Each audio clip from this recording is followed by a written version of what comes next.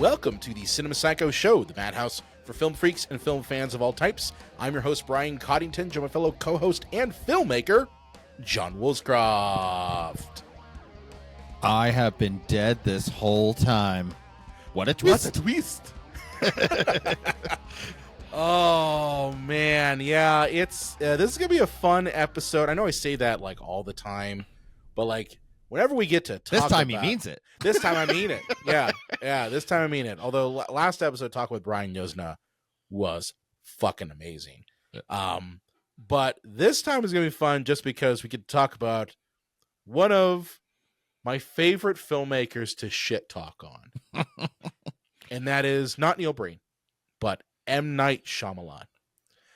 We did talk about him before. Check our back catalog. Our back catalog. What did we do? I think we did a whole like retrospective on him. I think we also talked about, what was it, Glass? I think we did Glass as well. Glass, and then a filmmaker retrospective on him. Yeah, January, I think, of 2018. Yeah. So I'm going to put links to that in the description of this episode.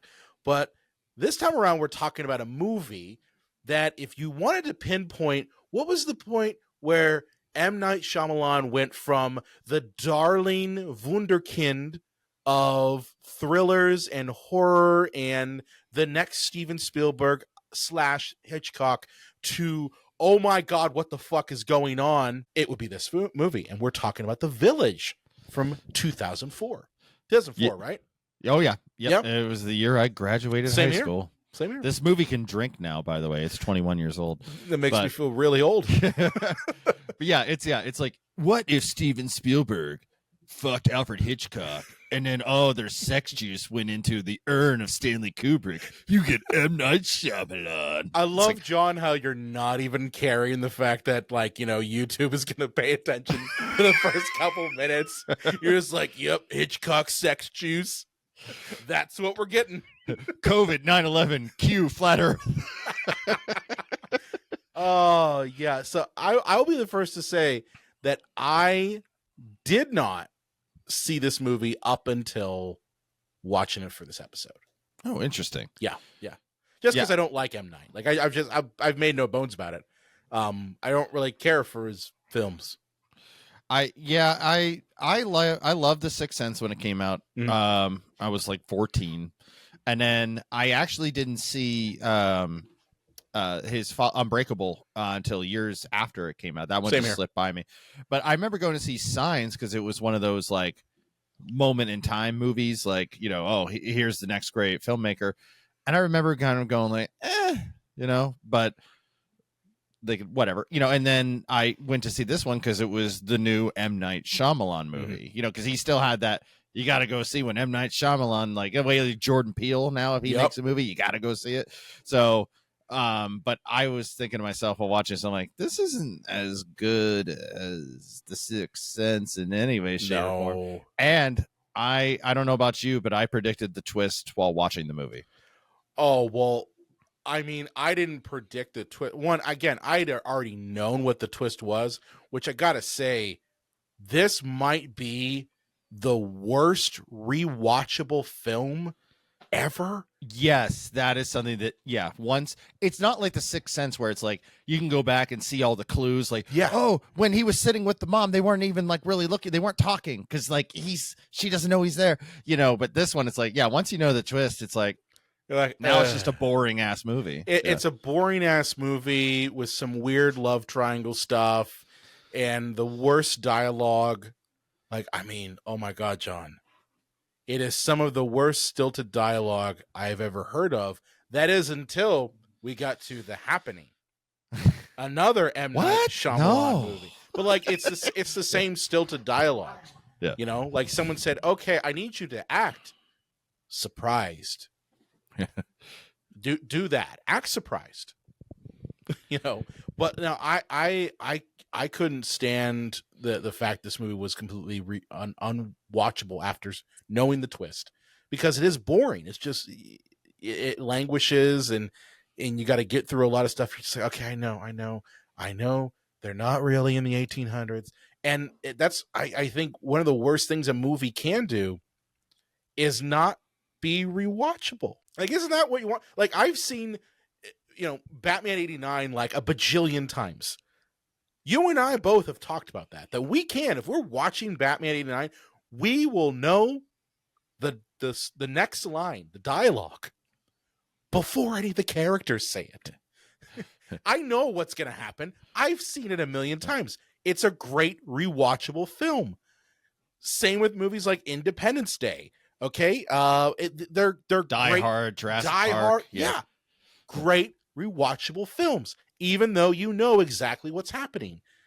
This one, though, and I wonder, John, if you think this might be just because of the way that M. Night makes a movie and how he crafts and structures them. They're predicated on, like I call it, like the shooting your load surprise, and that's it.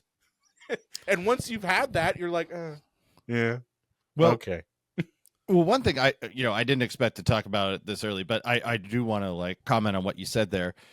I compare this to the twist in The Sixth Sense, and by that, The Sixth Sense, when we find out that Bruce Willis was a ghost the entire time, that he's been dead this whole time, like the twist pushes the story forward and it helps him accept what has happened and he can move on with his life.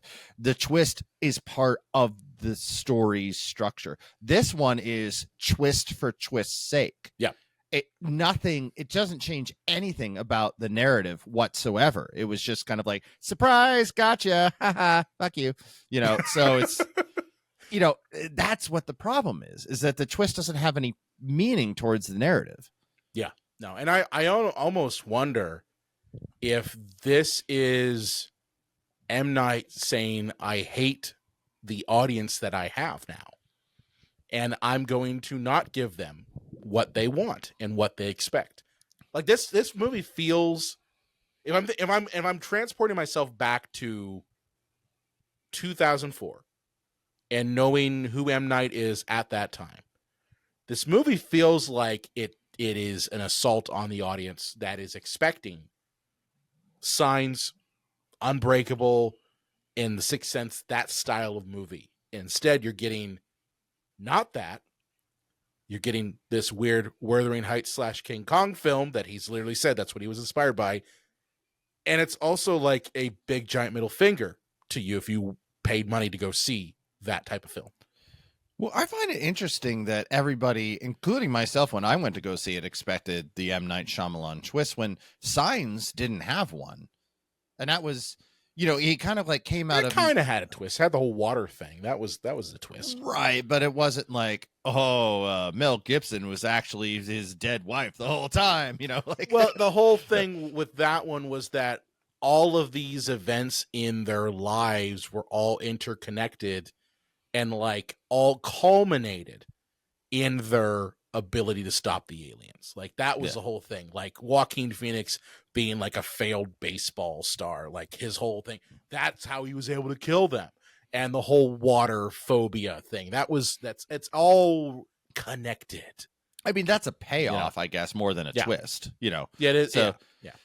But I guess, when you do your second movie and it has a twist as well, like people now expect, you're the twist guy. Yeah. Hey, twist guy, give us a twist, Yeah. And instead he gives us a fuck you twist. Like that's something I think he did not like the audience while making this movie.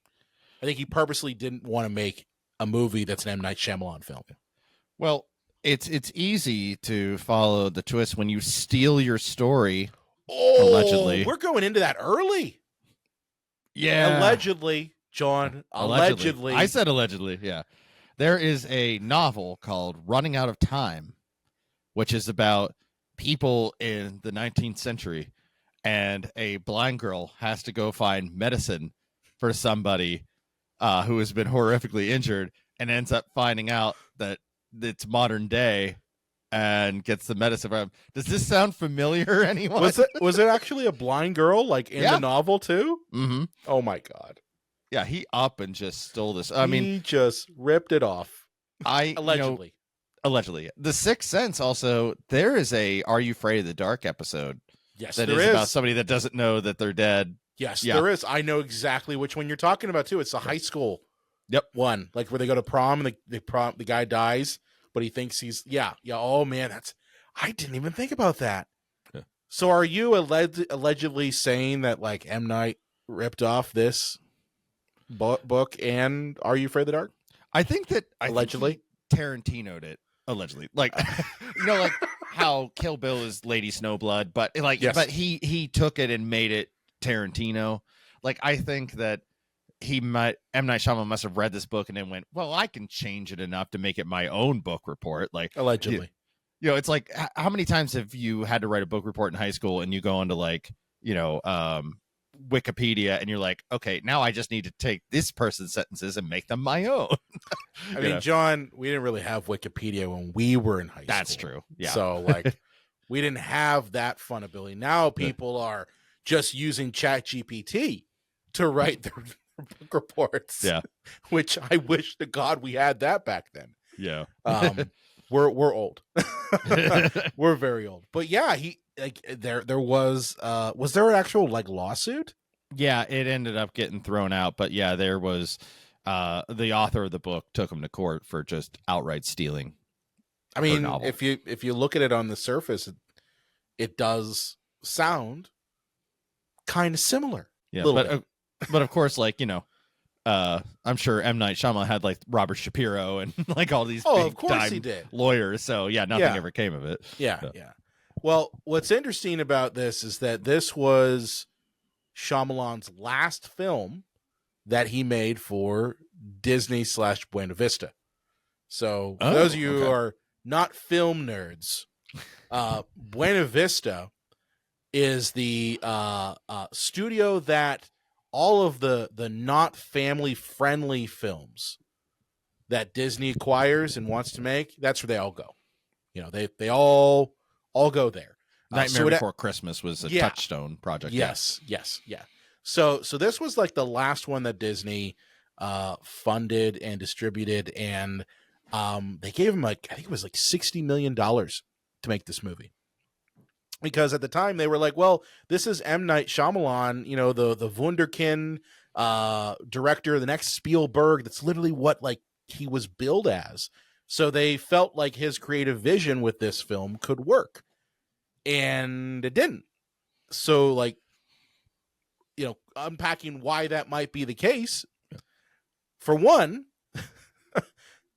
he wanted to make, I kid you not, Wuthering Heights and King Kong. Like he wanted to combine them. He loved the idea of doing a period piece with romantic undertones, and he loved the idea of exploring the whole tribal thing with Skull Island, and how these indigenous people would live with a monster just out their door, and kind of the sort of traditions you build knowing that you've got a monster outside your door. Very different from everything else he had made. Yes. Like, seriously, so different. On paper, there's no reason this shouldn't have succeeded. When you have that incredible score, when you have Roger Deakins, arguably, debatably, the greatest cinematographer of all time. Debatably. I wouldn't necessarily say greatest cinematographer of all time. I would say greatest modern cinematographer. Right. Yeah. In the top 10. Let's say that. In the top. Yeah. I'd say top 5. And you got actors like William Hurt in this and Joaquin Phoenix. Like the amount of Oscar winners, whatever stake you put in this movie, like everybody's got an Oscar in this movie. Well, here's the thing though. Yeah. This is his first film that doesn't have a big, massive name. Like you're pointing to great thespians, people who've acted on stage, on screen, but like, Signs had Mel Gibson. Okay. Yeah. Think what you will about him. But at the time, he was at that time a big star. He was a massive star at that time that Signs came out. And Unbreakable and Sixth Sense had Bruce Willis. So like Bruce Willis at that time was a massive star. So like this one didn't have that. It had all of these like ensemble piece stars in there that I guess if you put them all together, they make a Bruce Willis or Mel Gibson. Yeah. But there's not that massive star power that would be on, say, you know, the poster. Like, I remember seeing Signs, I remember seeing Unbreakable. It's just Bruce Willis's massive face on the poster. You're not going to see, like, you know, you're not going to see William Hurt or Joaquin Phoenix's face smack dab on the poster for this. Yeah, because like a lot of people, I mean, like William Hurt was, I get you would say he's a star, but like understated, like he's a character actor. And but you know, you look at like Adrian Brody and Joaquin Phoenix, they're not as big then as they are now. You know, even like is it Adrian Brody? He was right after The Pianist. This is right after his Oscar win. He's supposed to do an action movie. That's the law. Like, you win an Oscar, you got to do an action movie. But you know, a lot of people who were kind of unknown at this time, and like Bryce Dallas Howard is not a big star yet. This was her first film. This was her first film. Thanks, Daddy. But do we want to kind of get into a few of the reasons what I call for on this show? Because again, for our listeners, this is a really that awful question mark. Is that the what I call the okay we get it moment? Yes. Where Let's get into the okay we get it moments. Yeah. Everybody in this movie is boring as fuck except Adrian Brody, and that performance. So Adrian Brody's like over the top. That like, performance is a choice. Mentally disabled individual. Yeah, has the most energy out of anyone in the movie. Yeah, everybody else is like, doth me think of those that we do not speak. I'm like, it's just like all these terrific actors and actresses, and just like, I'm so fucking bored by everybody in this movie. And if this was a play of unknowns, I don't think I would be able to differentiate the characters. I do, because they're all movie stars, you know, but so many of them would just blend together. Well, Joaquin Phoenix literally said that he wanted to do a movie in which he didn't talk. Sounds like him. Yeah. He said that he wanted to be challenged. And if I'm thinking like an actor, I understand a little bit of what he's saying. He wanted to have his performance be driven by his physicality rather than his dialogue. Okay, I get that. But the moments when you're talking in this movie, it sounds like you're reading off of cards. Like, which I got to say, the funniest moment, though, and I don't know if you bust out laughing when you watched it on your own, but the moment when, who is it? Judy Greer, like, comes up to Joaquin Phoenix and says, I love you. I want to marry you. Love is the greatest thing. And then we cut to Joaquin Phoenix just looking at her like he's trying to hold a fart in. Like he's trying to hold a fart in. And then it immediately cuts to her crying her eyes out. I'm sorry. I bust out fucking laughing. That is pitch perfect comedic editing right there. I know it's not a comedy, but I cracked up laughing. Well, that's just M. Night Shyamalan's an alien. He doesn't like understand how human beings are. He probably thought like, wow, what an impactful scene. I'm the new Jane Austen. Like, no, you're not. No, you're not, bro. No, you're not. I'm like William Faulkner over here. Yeah, I'm like, no, that right there is a Mel Brooks-ism right there. That's a Mel Brooks cut there. He would do that. But like, I bust out fucking laughing because, yeah, his physicality of him being like, I'm into your fucking sister, not you. It's what cracked me up. That's got to be awkward too. It's like, not only am I just like not into you, but I want to pork your sister. And she's blind too. Yeah. It is like, you know what? I can actually just use this big hunk of wood in her because she's blind and she'll think I'm huge. No. No. Mm-mm. That's the real M. Night Shyamalan. That's the real M. Night Shyamalan film. No. But another issue I have here, the twist is fucking dumb. It is dumb. It absolutely is dumb. It would be like if somebody set up an hour-long magic trick and instead of like a ta-da at the end, they just whip out their ass and fart on you.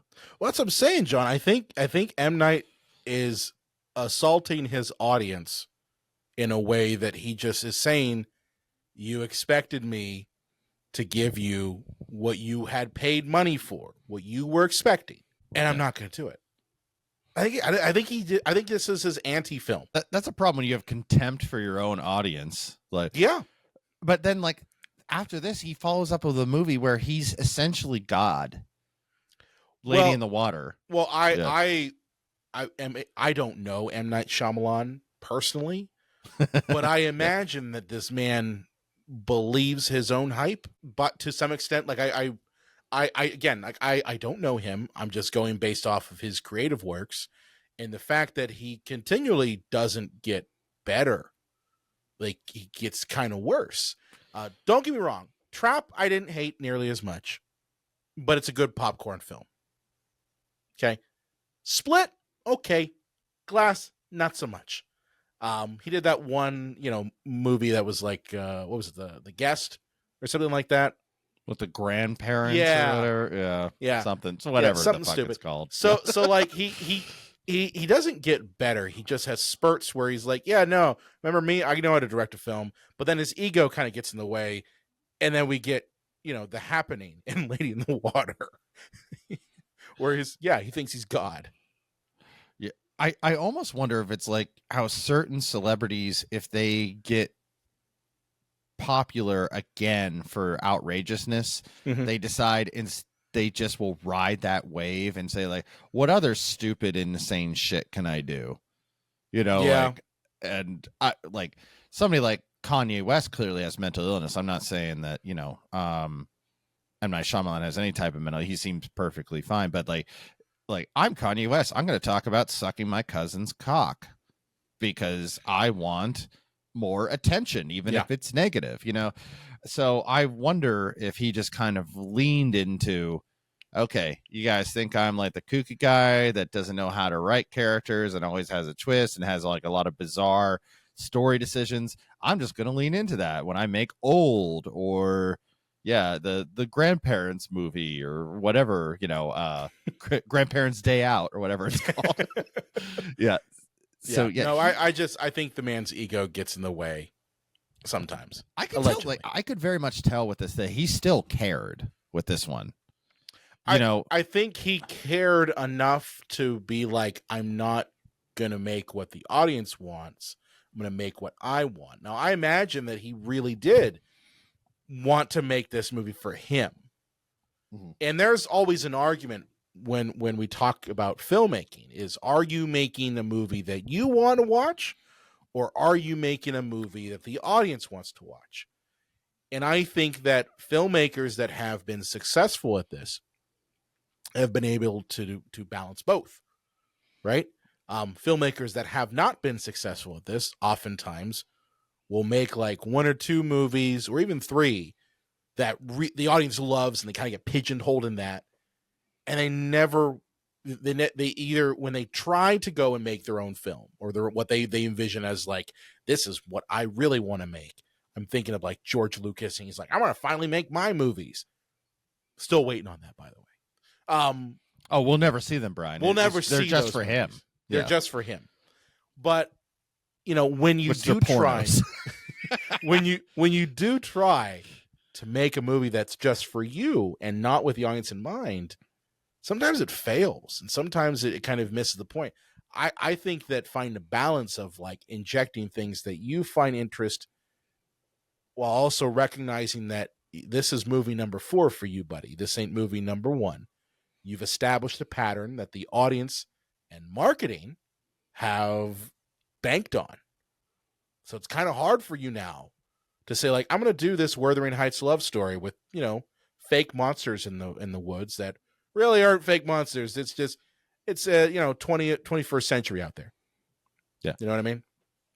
I thought of certain directors when you were saying that, and like, one director who was, up until he passed, just bulletproof by making movies just for himself, but we all accepted it, was David Lynch. Like Lost but Highway. He already Inland established. Empire. Yeah. Here's the thing. This is the key with him. He already established from the get-go that he was making his own fucking movies, and you're either gonna love him or you're gonna hate him. And there were some times that, yeah, it didn't land nearly as well financially as what I'm speaking about. Not necessarily like creatively. I'm thinking of like the Twin Peaks movie, Fire Walk with Me. When that movie came out, it bombed hard. You know, there was another film that he did in the early 2000s that I remember was, when we were talking about Lynch stuff, I forget the name of it, but it was one that was like so fucking out there that even like anyone else watching it, people like myself who like Mulholland Drive and Blue Velvet. Maybe Inland Empire? That was it. Yeah. That's so fucking weird. You know? Yeah. But he's already established himself as that guy. So it's easier for him. But M. Night at this point in time, he was the twist guy. He was the guy who made, you know, I would call softcore horror. Yeah. That's very softcore horror. That's what very it is. Approachable horror. Yeah. It's something that you could say like, okay, you're now 10 years old. You could probably watch this and not have nightmares. Yeah, it's like he's not going to make like, you know, Antichrist or the Human Centipede or, you know, can you imagine Cannibal Holocaust? Can you imagine M. Night Shyamalan's Antichrist? Jesus Christ. Oh, the dialogue would be the least distracting.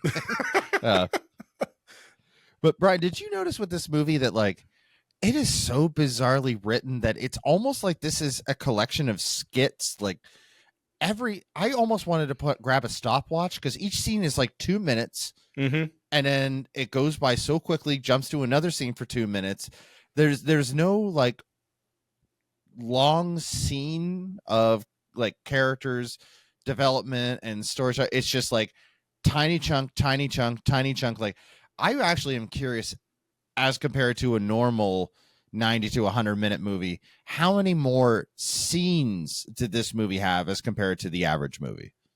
I'm curious of that too. I mean, I noticed that every one of these scenes, for the most part, kept the audience at arm's length. Mm-hmm. You know, and I know, and we've already talked about how much we love Roger Deakins, and I really do love Roger Deakins. But every time that there was any sort of conversation, it was always with us, the audience, being outside. It was always in wide shot. It was never like cutting in or getting close on the conversation, really like building up tension. Everything is all wide. And maybe that was done on purpose. I mean, I guarantee it was done on purpose. That us looking out, you know, outside looking in, it kind of gives you this whole, like, you know, you're looking at like a fishbowl. We are the outside world. We are the voyeur. Yeah, but when you do that, though, the problem is that you don't, as to your point, you don't connect with any of the characters because we aren't invested in it. That's part of the giveaway with cinematography and editing, is that you can invest the audience visually through camera work and through the edit. In this film, you don't really have that. And I would say the only person who has any sort of arc in this movie is Ivy. And that's Bryce Dallas Howard. She's the only one. The only one who care about. She doesn't have any agency. In fact, she has no idea she even stepped out into the real world when she got the drugs. That's why she was sent in the first place. Like, I guess you could say like her courage. Well, I'm just meaning in terms in terms of like her breaking out of this self-imposed exile from the modern world. Yeah. And experiencing that and then coming back. That sort of surface level development for this character, doing what no one else in the whole fucking village had been able to do, right? Not even, you know, Lucius was able to do that. He never even left the village, other than just like going a little bit in the woods. But like, she's the only one who is able to accomplish that. The only one able to defeat the quote unquote monster. Spoiler alert, it's Noah. It's Adrian Brody. We're gonna get to that, in a monster costume and she kills him. Yeah. Well, kind of kills himself. Yeah, well, he Marvin Harry's himself. Yeah. Yeah, just a lot of strange stuff here. I also have. Do you feel this? Because I do. Like when we discover that the monsters aren't real, there is no tension left in this movie. Oh, it's gone. Yeah, it's 100% now it's just a gone. Blind woman walking in the woods. All I'm afraid of is that she's going to get a twig in the eye. Well, yeah. First of all, I gotta mention this. Whose bright fucking idea was it to send a blind woman into the fucking woods? Well, it's pretty much by herself. It's insanely selfish because, like, what they realize is that if she pulls it off, she won't see any of the modern world. Yeah, it's bullshit. Like, that's what I'm saying. But like, even the it's fact a plot that convenience. It's I think it's cowardly and bullshit. Yeah. You know, the elders, okay, have seen the modern world. Yeah, they could just go. They could go. Fucking Lucius's mother could have gone. Sigourney Weaver could have fucking gone, but she doesn't. Okay, like she doesn't go. Won't go. William Hurt won't go. No one who even knows the secret will go. But they encourage, or William Hurt encourages, his own daughter who's blind to go into the fucking woods where, as you said, you can get a twig in the eye or just die from exposure. Yeah. Let alone it's really cold out. Yeah, it's really fucking cold. But like they seem to be okay with that. And even in doing research for this movie, no one points that out. That like the whole town is okay sending someone who's blind into the fucking woods, in essence, to either succeed or die. Yeah, nobody goes, hey, maybe should we send like a able-bodied big guy out there? Well, I love that they're like, let's send Michael Pitt and that other guy to go with them, and knowing full well that they're probably going to chicken the fuck out. Good thing that they were right. Yeah. Yeah. But I don't get that. It's because movie. You know, I know it's because movie, and it's because M. Night's like, hey, no, you don't understand, dude. Like, she's in love with Lucius. She has to go out on her own and get the medicines. They call it medicines. They don't call it medicine. So, gotta get the medicines from the other towns. She has to do that. It's her journey. It's like, no. Makes the town look really, like, stupid. Why didn't they bring enough medicine in the first place? I mean, I know it's been since the 70s, but you didn't plan on running out of shit? I mean, penicillin, pretty sure that was around in the 70s. Like, they got shit under the floorboards. Just like, instead of putting the costumes under the floorboards, maybe just put some, like, antibiotics. Yeah, I mean, you would think that they would have prepared for that, knowing full well. I mean, I guess it's easier to just let your kids die than it is to like give them life-saving medicines, because this movie does open up with one of the kids dying. Yeah. Because the selfishness of the elders. Isn't that third-degree murder, by the way? Isn't? I'm not a lawyer, so I don't know. Well, first-degree murder would be like, Brian, I want to kill you, and I shoot you in the face. Yeah. Second-degree murder is we get in like a fist fight. I punch you real hard. You fall backwards on the back of your neck, and you die because severed. Gotcha. Yeah. Third-degree murder is if I put somebody in a situation where I know that they're not safe and they die. That is third-degree murder. Like John Landis for the Twilight Zone movie could have been charged, if he wasn't famous, for third-degree murder by putting somebody's life in danger that he knew was not a safe situation. Yeah, and that definition, yes, you would be correct.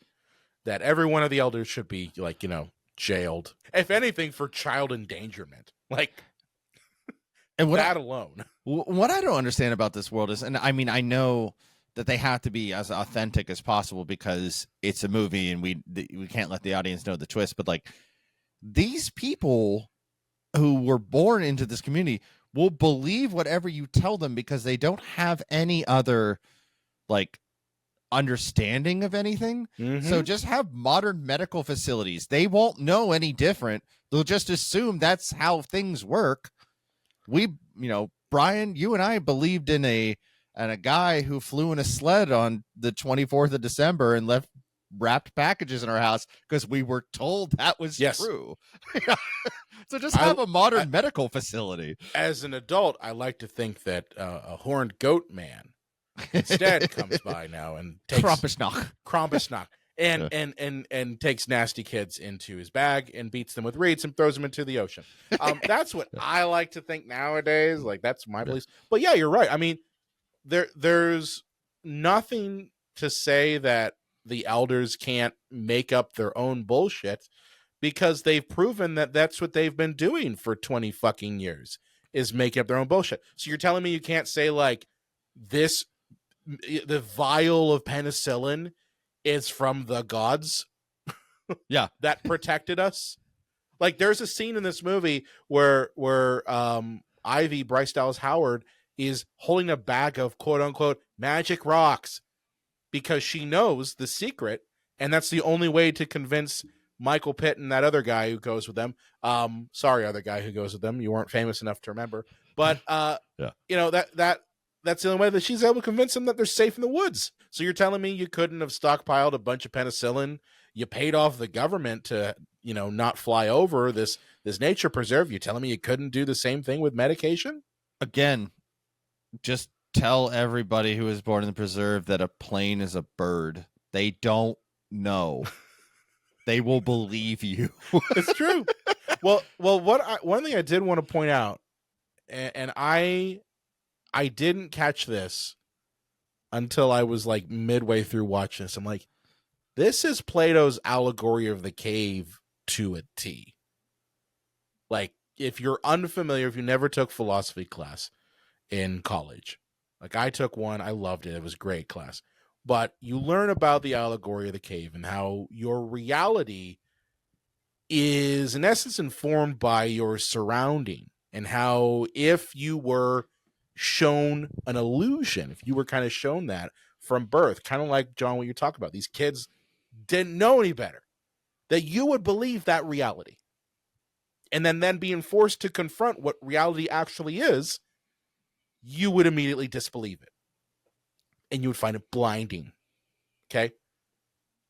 But then eventually that knowledge would allow you to understand how unreal the illusion was. But then bringing it back to them would ultimately mean that you would like, basically the allegory of the cave, person comes back to the cave after knowing what reality is and is finding it hard to see in the cave because their eyes have adjusted to what actual sunlight is, what reality is. And so the people of the cave think that their belief that you'll go blind if you go outside is proven true. Which I find this movie to be a lot of that. There's an old folksy Southern saying, like, how do you know who your mama is? Because your daddy told you so. It's, you believe what you're told. Like, I remember there was like a Law and Order SVU episode where it was about like a racist group of people, like Proud Boys, but just made up for the episode. And I remember Ice-T and the episode being like, I don't even mad at you for your hate, because I know this has just been instilled in you since you were 3 years old. Yep. This is all you've ever known. So I'm not mad at you. I'm mad at the people that put these thoughts in your head, Yeah. Yeah. But I did want to ask you some of the themes I saw in this post 9/11 fear, really prevalent in this. I think it's hard for some people who are younger than us, John, to really understand kind of what life was like right after 9/11. We're talking like the 2 or 3 years after that. It was pretty much like you were afraid of everything. Like, you were terrified because, our country had at the time never experienced anything like that in a generation or two. Oh shit! It's an orange day. We're on orange. Yeah, Get in the basement. It was. That's the thing. People don't get that. So like this movie's whole premise of the elders protecting themselves and their family from the dangers of the outside world, the quote unquote enemies, if you will, and being surrounded by enemies on all sides is 100% reflective of post 9/11 fear and paranoia. It is fascinating how like and I have a whole syllabus ready. So any university, because RMU can't do it, but any university out there that wants me to teach film in context of history, I have an entire syllabus ready to go. There is, it's fascinating when there is something so monumental in our times that it changes the way that we create art after it. You know, Lindsay Ellis, a YouTuber, she did a brilliant video essay on the difference between Independence Day and War of the Worlds. One pre 9/11 and one post 9/11. And it's just so fascinating to like how she breaks down how different the world is between these two movies. And yeah, this movie is very much an allegory of our fear and desire to retreat from that fear, and how much our lives had changed. Like that day, like everything changed for everybody. I don't think people quite understand the depths of how much it changed. I honestly I still remember that day. I still remember almost every detail about that day, even though it was decades ago. But it's one of those things that like I remember what life was like and the feelings of life before, and then I remember after. You know, I can't tell you. It were very much a hey, everything's great, surge, extreme, and that happened. And then it was like everything kind of got less shiny real quick. It's funny you say that. Yeah, I remember exactly everything that happened that day too, but I couldn't tell you. I'd be fucked if I told you what happened September 10th, 2001. I have no idea. I don't know. No idea. Nothing monumental happened that day. No. I'm sure I ate some food and took a dumpski. That's probably happened. No, I mean, but it's interesting that, and then I also think there's a little bit of post-Columbine terror in this as well, like the whole protecting young people from violence. Like there's a lot of gun violence in this that I love how they're like, this is ultimately what happens with people who are parents, right?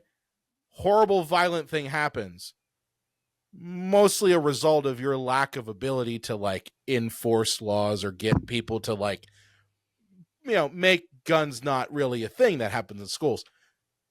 And what do? You retreat, you encapsulate, you do everything other than actually deal with the fucking problem. And that's kind of like this movie, right? With the elders, they do everything except for deal with the fucking problem. I remember because there was a school dance shooting at my school. So not like a school shooting. At your school? Yeah, my middle school. Andrew Worth shot up the 8th grade dinner dance. Oh. So, and there was all this stuff, and there were certain bomb threats afterwards. It turned out to be some crazy guy in Erie who was just doing it. But yeah, there was bomb threats after the school shooting where a teacher died. And my mom just flippantly said one night, like, we might start homeschooling you kids. And I'm starting to think to myself, I'm like, both of you work full time. Who the fuck's teaching us? But she wanted to be like, this is too insane. We want to keep you kids out of this, nightmare. And don't get me wrong, like I understand that desire, especially as someone who has kids. I understand that desire wholeheartedly, but I almost think that like that doesn't solve the problem. That is a Band-Aid solution. That's not really something that is necessarily gonna make it so that doesn't happen again. It makes it so it doesn't happen again maybe to your kids, but what about everybody else? Well, Bertrand Russell once said, why try to get rid of every nuclear warhead out there while the desire to have them still exists in the first place. Yeah. No, it's true. It's true. Very true. But do we want to talk about a few, like, almost like a defense attorney, reasons that maybe this movie didn't work for more than just the story? One thing is, I do think that this movie is very misunderstood. I don't think that this is really a horror movie at all. Not. No. At all. It's not a horror movie. I would say, if anything, this is more period piece drama than anything else. I wouldn't even call it a thriller. It's a study on grief. Yeah. And sadness and an attempt to escape hopelessness. Yeah. Do you think the marketing contributed to this movie failing? That's one of my notes here. Yeah, absolutely. Yeah. But yeah. Because, well, it's hard, because how do you market something that is all based on a twist? You almost have to lie to people. But yeah, the marketing led you to believe that you're going to see a creature feature. Mm-hmm. And that is not at all what you get in any way, shape, or form. And I remember, I don't know anybody else out there, hit us up if you saw this as well, dear audience. On the Sci-Fi Channel, there was The Buried Secret of M. Night Shyamalan, which was a mockumentary made up to look real. I remember that. Because, like, apparently M. Night Shyamalan was, like, on to something, and like they had to the government was trying to shut him down. Oh, man, I remember that one. Yeah. And, like, I think I only like played one time, and that was it. Yeah, and it's just like, almost like, fuck you, dude.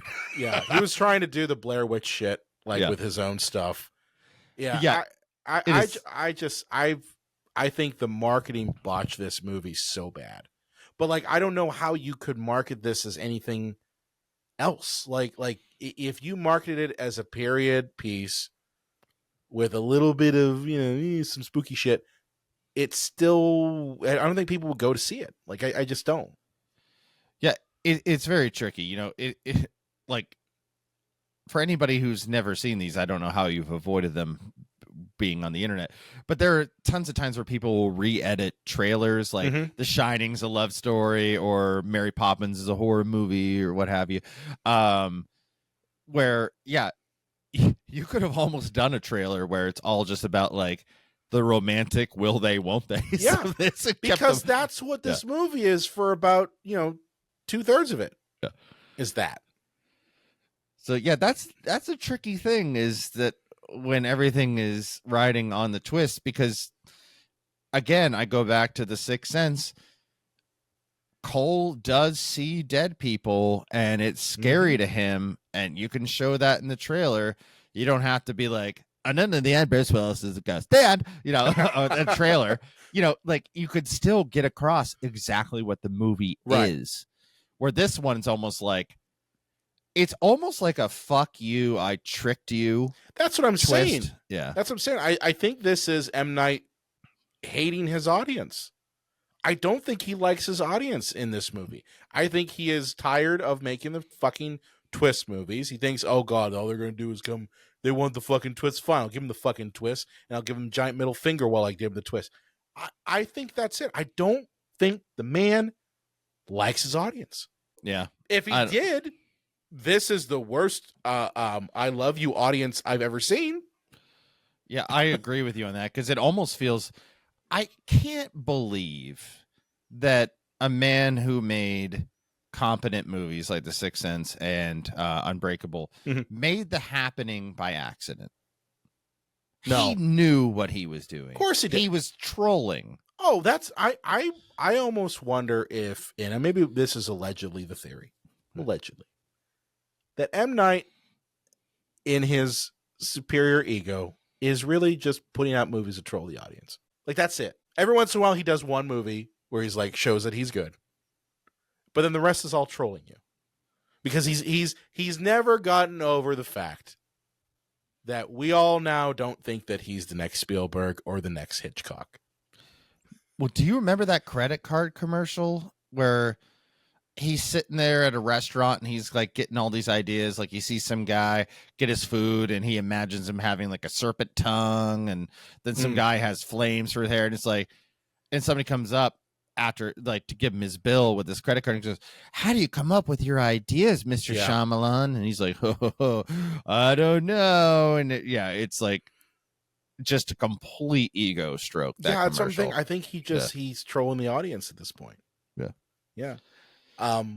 I do have a question. Is do you think to some degree, and this again goes back to a little bit of the themes, do you think that this movie is speaking even more so to the idea that older generations are clamping down on young people's ability to live and take their own power, but they're clamping down based on the older generation's fears, traumas, and ideas?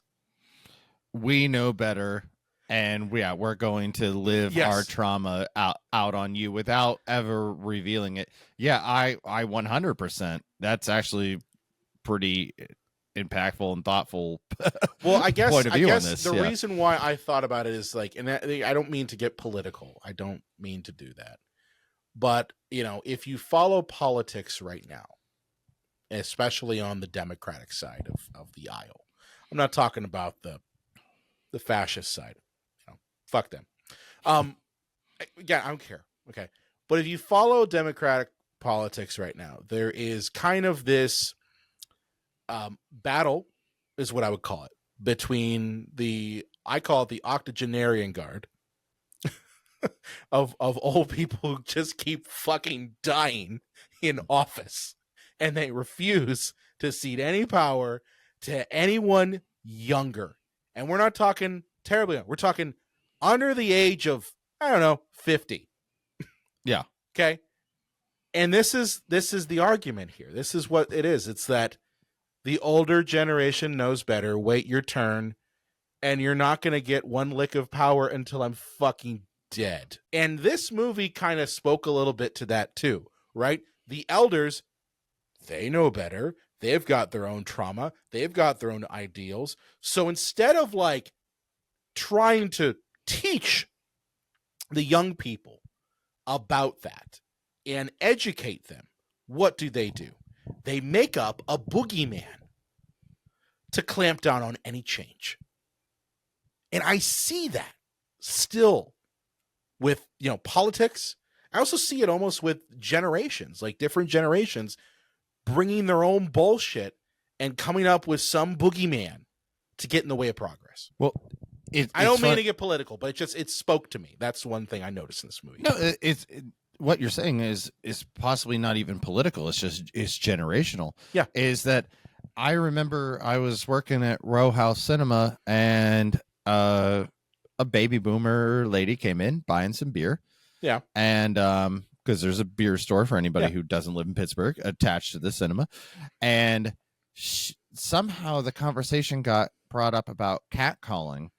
Mm-hmm. And she said, back in my day, we loved it when men like would whistle or say things at us because we knew we looked really pretty that day. And I'm like, oh, wow.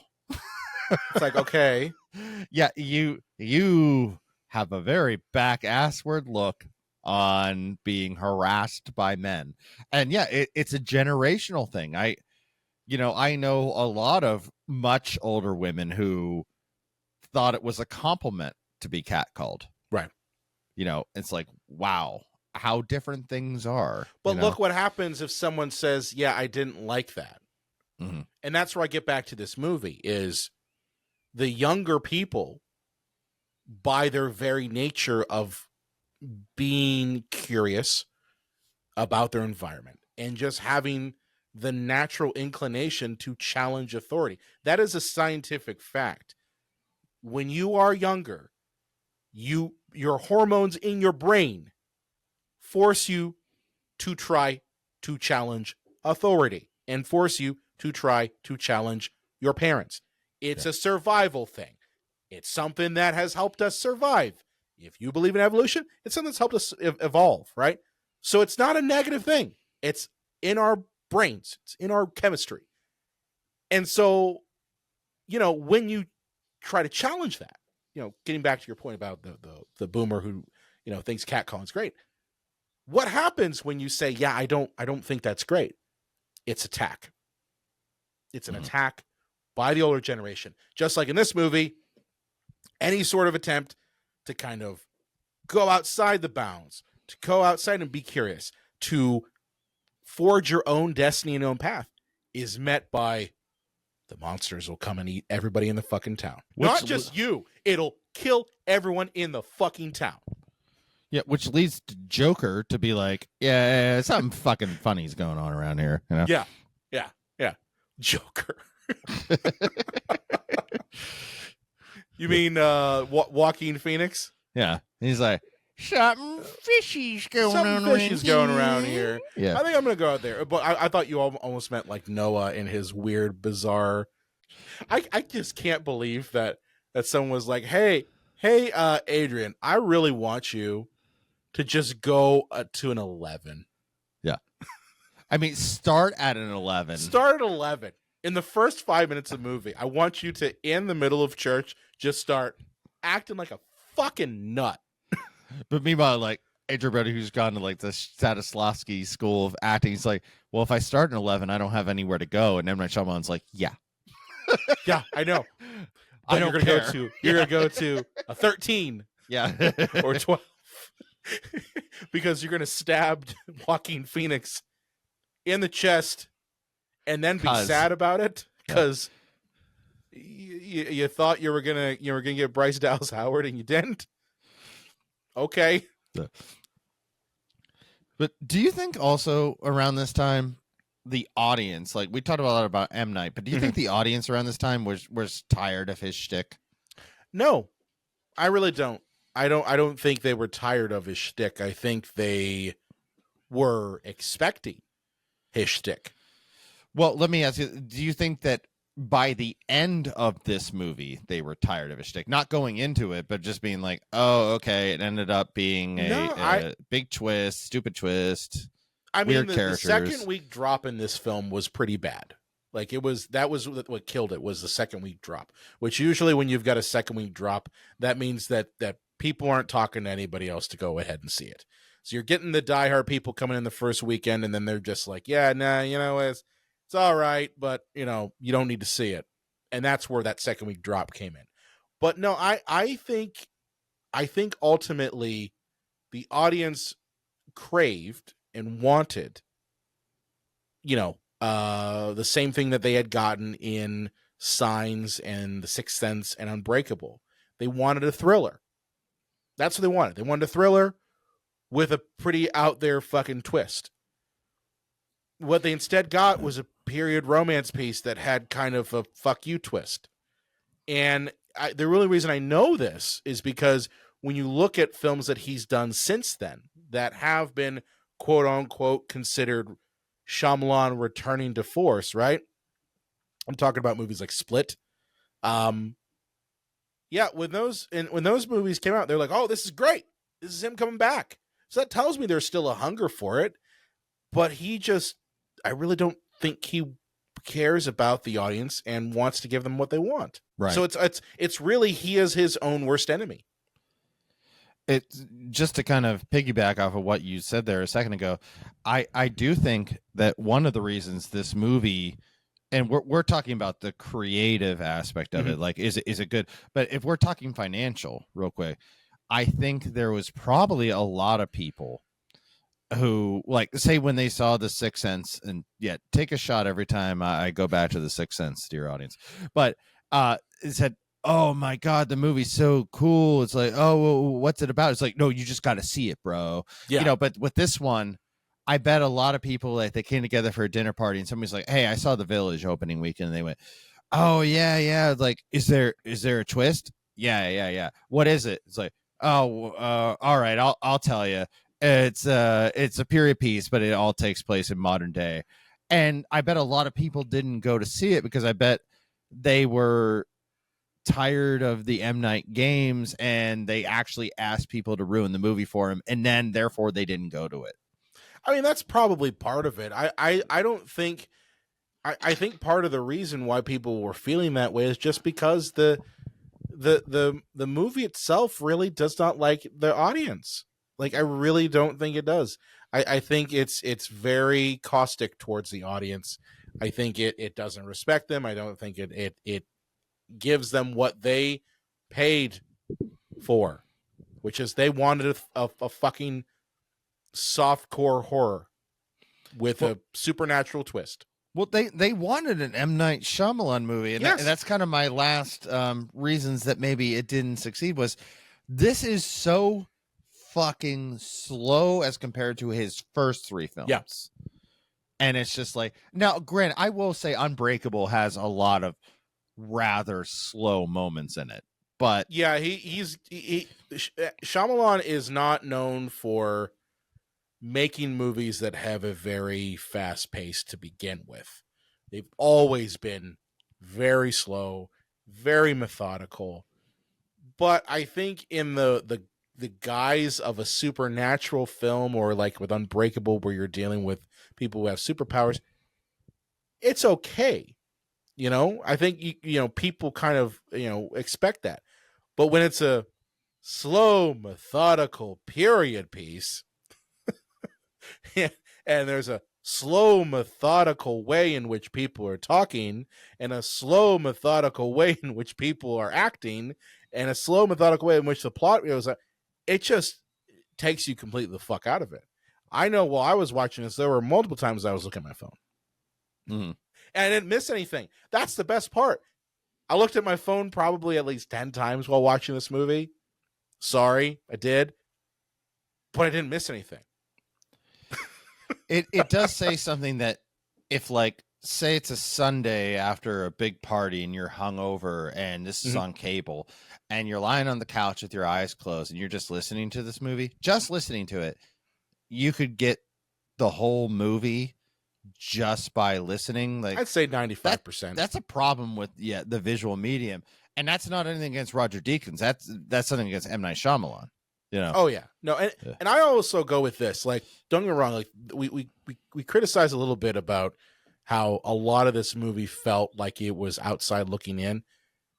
I know Roger Deakins did this, but I also get that M. Night probably was like, I want it to feel like this and want to do this.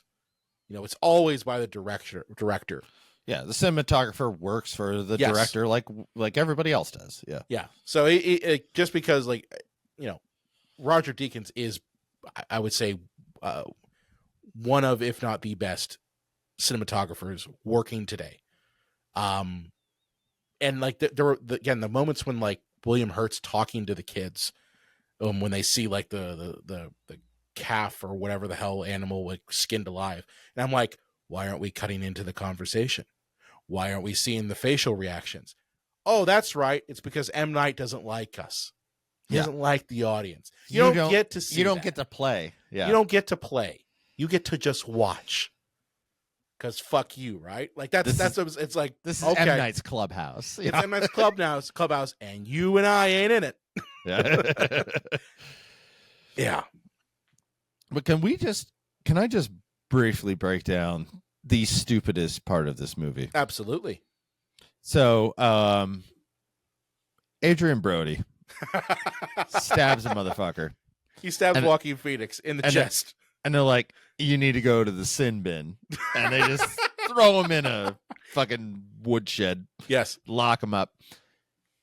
And then later in the movie, it's revealed he's in a monster costume. So, let's break this down. They put a mental defective in a room where under the floorboards they store some of their monster costumes. So either they didn't realize or they wanted this person to rip up the floorboards, which okay. And then he finds a costume. And so he has no damage to his hands from ripping up the floorboards or when he smashes a window. And then he goes and throws the costume out the window. Yeah. Then removes himself out the window and then puts on the costume and runs out of the community in the costume to go into the woods by happenstance, runs into Bryce Dallas Howard, and this person who has mental challenges decides to start making grunting animal noises that sound like they were done in a post-production sound studio and chasing her around even though they're friendly, and then it's the woman dies. He killed for. Yeah. The woman he killed someone else for. So how does what? My ass. My ass hurts. Well, I mean, there's so much to unpack with that, John.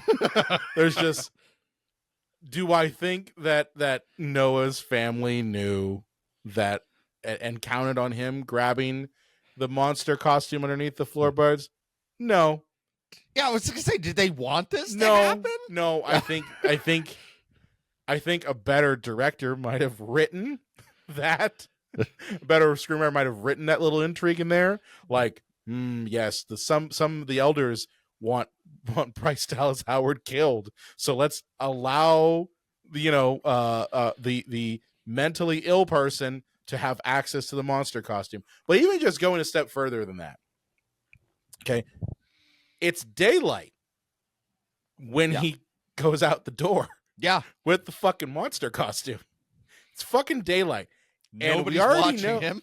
Yeah. We already know that this community is filled with a bunch of nebby people who know everyone else's business. So you're going to tell me that nobody in that village saw this blood-drenched motherfucker carrying around a monster costume that they've all been taught since birth to be scared of? You don't think anyone else saw him? No, nobody's monitoring the room he's locked in. Nobody's hears the window smash. Nobody sees him jump out the window. Yeah. Nobody sees him carrying the costume of they who must not be mentioned or named or whatever. Yeah. And just like, he had to go and probably run by multiple people. They went, the monster costume, John.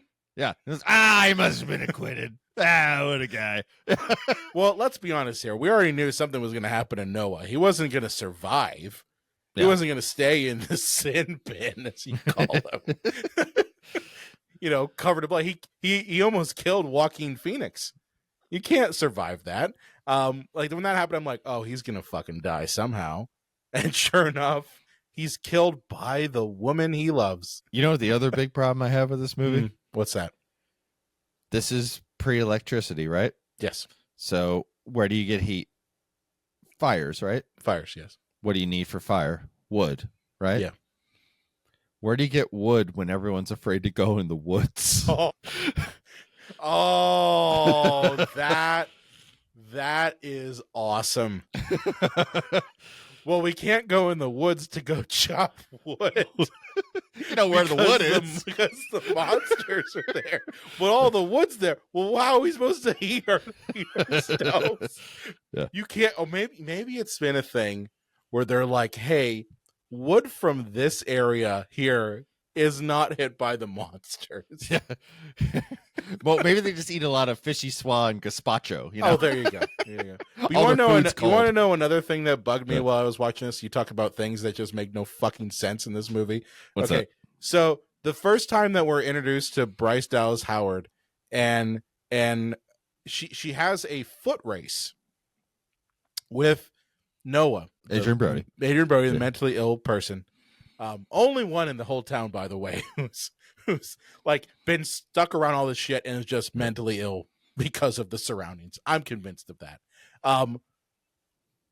She is blind and manages to hold her cane and run to the rock where Joaquin Phoenix is, not knowing where the fuck she's going, and not trip over herself and not run into a tree and not do any of that stuff. She's able to do that, but she's blind. Brian, I know, she read the script. I understand that, but like there's a moment where she like rounds the bend when she's about to get to the lookout rock thing, and like I'm like, there's a fucking tree, and I'm like, she's blind, she's gonna run to that fucking tree. No, she dodged it. She's not using her cane. she's holding her cane while she's running to beat Adrian Brody. So like that made no fucking sense to me. That's why I'm like, is she really blind? I don't know.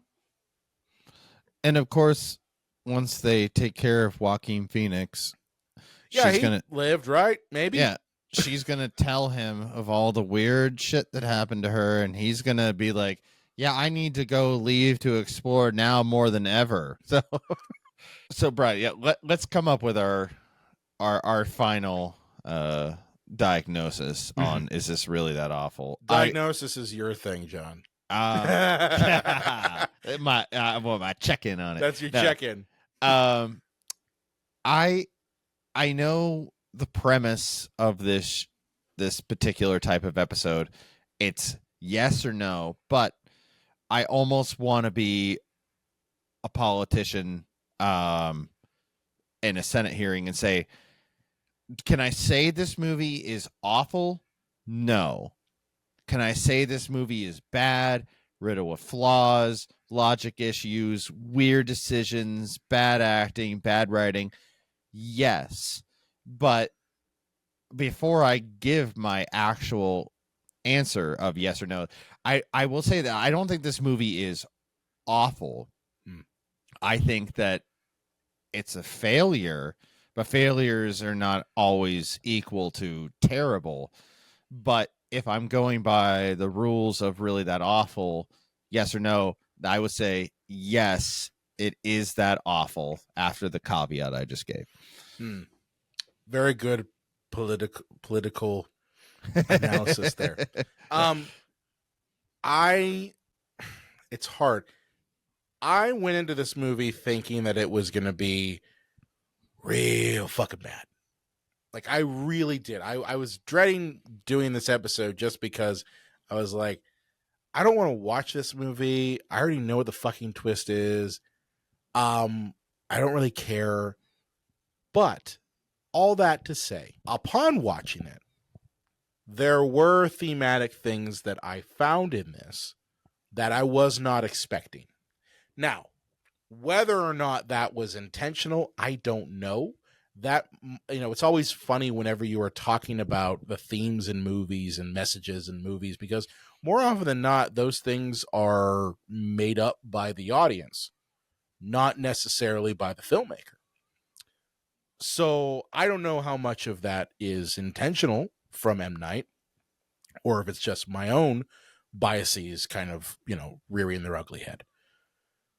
But there were elements of this that I'm like, okay, I get it. And I also get why it didn't work in 2004 because of those things. So do I think this movie is awful? No. Do I think this movie is a bad M. Night Shyamalan film? Yes. Especially if you were expecting an M. Night Shyamalan film in the vein of The Sixth Sense, Unbreakable, and Signs. If you were expecting that, this is a bad movie. But if you're just looking at it from the standpoint of taking M. Night away from it, are there goofy shit things in this? Yes. I've seen worse goofy shit things, though. Really bad goofy shit things in some other movies by really good directors. But if you take M. Night out of this, there are some things in here that I'm like, okay, I get those themes. But I really believe that this movie failed because of marketing primarily. And I think because M. Night, for whatever reason, hates his audience. Like, he's Mork. No, I really believe that, though, John. I think M. Night does not like his audience at all. He does not like the fact that he is mostly known for these fucking twist movies and these supernatural elements.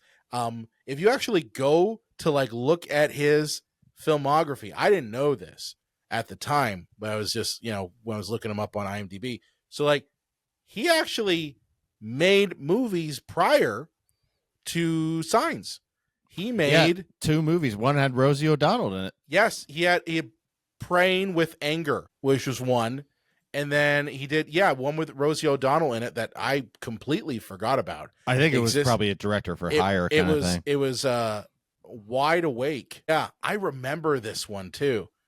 Like back in the day, Rosie O'Donnell, who's really big into like Philadelphia Phillies. I'm like, oh yeah, that sounds familiar. But yeah, I think he just hates his audience, and he hates that he got pigeonholed as this horror guy who does these twist movies.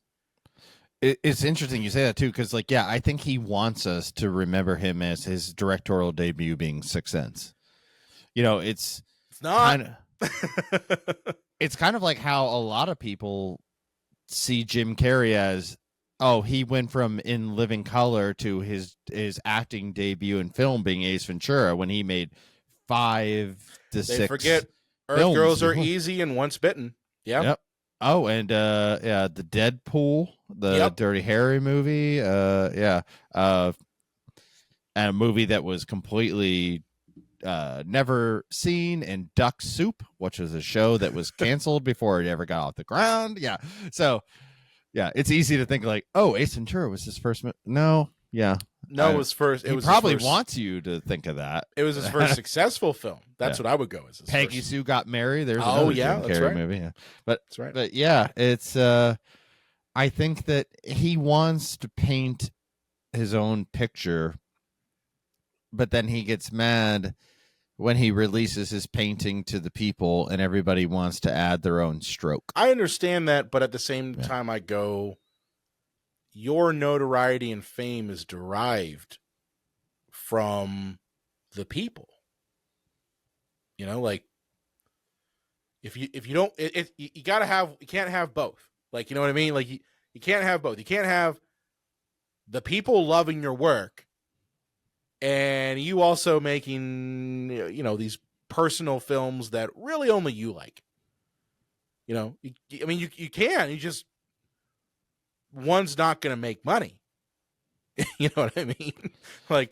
Unfortunately, the film industry is business. And I think people were expecting a different kind of movie from M. Night. And they didn't get it.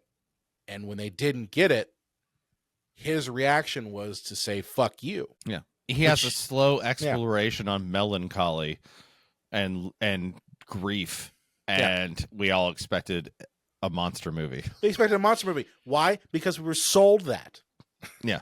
We were sold a monster movie. So what am I expecting when I sit in the theater after spending $20 at that time? $20 was a lot back then.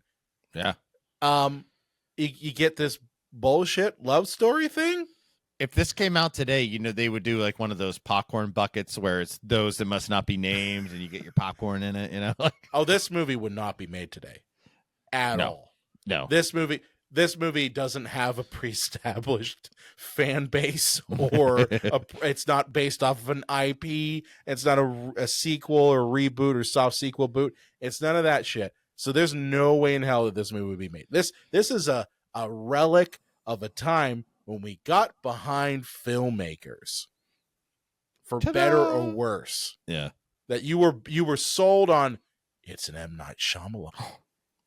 Shock! What a twist! Now, maybe this movie could be made today if Bryce Dallas Howard at the end of it got recruited into the Avengers Initiative. She goes over the wall, and immediately Nick Fury shows up, but it's actually it's Mr. Glass, and he's like, "You've managed to traverse the monsters in the woods. The world's a lot bigger now. You have no idea. Who are you?" Oh God, beautiful.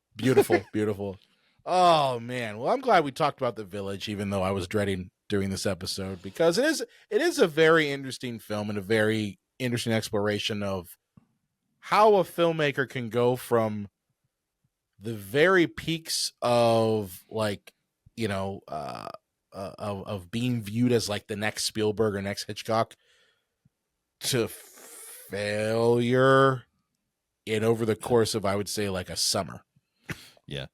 You know, and we do these shows like, and for audience, like when it comes to Really That Awful, we started with Last Action Hero and Cable Guy. Yeah. Brian and I were having a conversation of like, why did these movies not get the love they deserve? And that's where we created it. But it's grown since then, of where it's either a movie that we actually truly want to defend, a movie we don't remember all that well, or a movie that we really are trying to give a second chance to. Yeah. And this one, I feel, for both of us, Brian, let me know if I'm talking out of school, was one that we wanted to give a second chance to because we both didn't like it from the outset. And yeah, you know, and I was as open-minded as I could be, but yeah, it's just it's really not. Yeah, I still go with that. It's not a bad movie. Well, it's not. It's not awful. It's just a movie. It's just a movie, and it's one that if you know the twist, honestly, I'll say the same thing that people in 2004 were saying. Here's the twist: they're not actually in the 1800s. It's the 21st century. That's it. Like, you don't need to see this if you don't want to. If you're an M. Night fan, good for you. I'm curious, though, if you feel that M. Night hates you as much as I feel that M. Night hates us. Yeah. But yeah. Well, with that said, John, where can they find you at on the internet? Let's see. Facebook, over at Instagram, and you can find me over at JDev's Video Nasties. Drop my Men in Black video. I originally intended it to write a shorter script, so I didn't have as much editing to do, and it ended up being one of my longest videos. But that's, I guess, how the cookie fucking crumbles. But yeah, so that's out to check out now. And I had a lot of people that were not slightly annoyed, but they gave me constructive criticism on my fart jokes and my repeating jokes. And to them, I say, I understand about the fart jokes, but the repeating Will Smith slapping Chris Rock was on purpose to stick it to Will Smith. That's why it comes up so many times. But I have now in the bank a script that was hard to write. Check in on American Beauty with all we know about Kevin Spacey.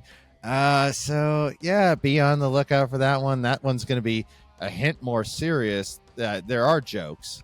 I am going to do a thing of him prolongedly masturbating in the shower. So it's still going to be me, but it's still you. It's still going to be. It's going to be a little more on the serious side, considering the topic matter and Kevin Spacey himself. So be on the lookout for that. And yeah, I'll stop talking now. I actually liked your episode on Men in Black. I thought it was good. I didn't hate the fart jokes as much. I also do know why you did all the slapping. So, like, I wasn't surprised in the least bit. I will say, like, usually in comedy it comes in threes. You know, usually, like, you do things in threes. So maybe, like, keep it to threes. 3 fart jokes, 3 Will Smith slaps. Well, I'm thinking, like, okay, well, what if I can go to the point where people get annoyed by it, but then you get that weird moment where it becomes funny again? Yeah. It's like if you overload you, like, right at the beginning with all the fart jokes and shit, and then you don't do anything for, like, 10 minutes, and then right at the end you do it. There you it's go. Funny again. It's funny again. Sweet. Well, of course, if you have loved this episode, please do me a favor and share it with your friends, share it with your family, share it with your favorite M. Night Shyamalan fan, because I know you're all out there somewhere. Of course, if you have loved this episode, please do me a favor and follow us on your favorite podcast platform of choice. If you go to cinemapsychoshow.com/follow, you can follow us on your favorite podcast platform. We've got them all right there, all little buttons. You just press one and boom, you're following us on your favorite podcast platform. And of course, if you're watching us here on YouTube, hey, thank you for doing that. Do me a favor, though, hit that subscribe button, hit the like button, hit the notification bell, because all that stuff really does help us out in the algorithm. It helps get this podcast and this show to more and more people, and it really does do some work for us. So, with that said, I will see you next time. Maybe the greatest M. Night Shyamalan twist is that he was a hack fraud the whole time. What a twist.